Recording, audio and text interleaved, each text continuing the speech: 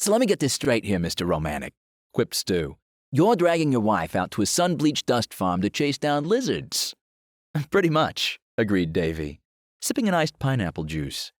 He knew Stuart's teasing was all in good fun, and he wasn't going to argue. He was rather looking forward to hear where Stu was going to go with it. And they say romance is dead. The tall, saturnine Drachen shook his head and shrugged, smiling at his friend.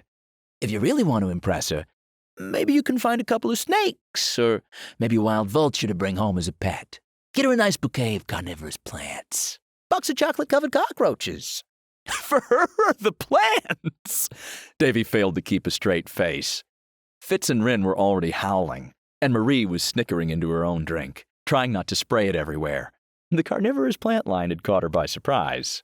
Mom's actually looking forward to it, Rin warbled, catching her breath. She gets to play with her remote control plane thingy, and she feels like she's doing something really good. I know the feeling, asserted Fitz.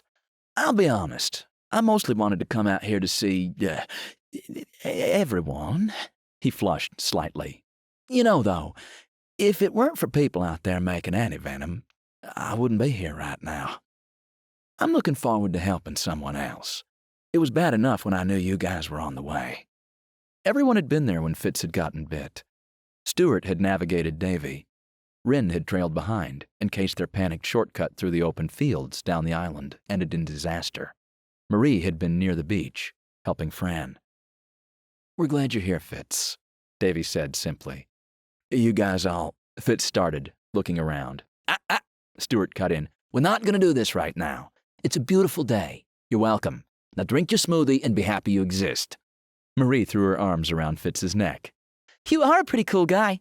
Guess we'll keep you around a little longer. She plunked back down next to Stuart, sucking loudly on her straw and kicking her heels. So what's your sister up to? Asked Stuart curiously. I haven't talked to her in a few weeks. Beginning to think she doesn't like me. I've got her working with databases, accounting stuff. She's been neck deep in some projects for weeks, Fitz informed him. That's partially my fault, admitted Davy.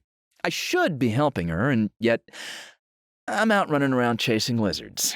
Or will be soon enough. That pay well? Asked Stu. Would I be here if it didn't? Davy arched an eyebrow. You? Asked Stuart. Yes, as long as it's weird and can get you into some sort of bizarre trouble, you'll show up, especially if you think you're helping someone somehow. Davy turned to Rin. I think that was a compliment. She grinned and shrugged, bouncing Marin on her knee. Sounded like one to me. We could have brought Fran along, Fitz mused. She can work from anywhere now. She wouldn't have come, Davy said. She wants to get her project wrapped up before anything else. Maybe if Stuart asked her really, really nicely, Marie poked at Stu. He's her knight in shining armor. Hey, yeah, Stu, Fitz interjected. I never said it, but thanks for going and looking for Fran during the hurricane. It was really decent of you. Stuart waved impatiently. Nah, man, I didn't do anything I didn't want to. Well, she'll be here for Millie's gala. Why don't you come down and say hi? Fitz invited. Ha! She doesn't want me under her elbow. Totally oblivious, Fitz grinned quietly, shaking his head. Davy and Rin both turned their heads silently to look at him, peering flatly with theatrically narrowed eyes.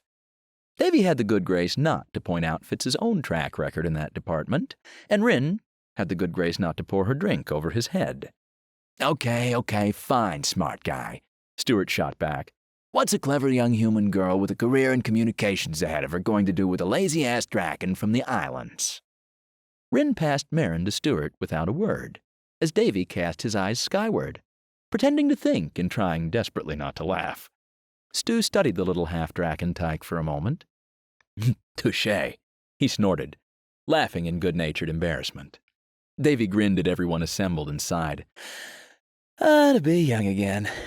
Don't stop with the grandpa routine, insisted Marie, tossing a wadded-up napkin at him. You're not that much older than me, and I'm convinced that they kept you frozen for the 20 years you were gone. You have a lot of nerve. You and Mom were worse than kids. That whole puppy love routine a few years back about gave everyone cavities, agreed Marie. What can I say? We've still got it. He shrugged, looking smug. Leave it to Davy to turn anything into a compliment. Stu, playing lazily with Marin, asked absently, When's this whole business with the lizards start?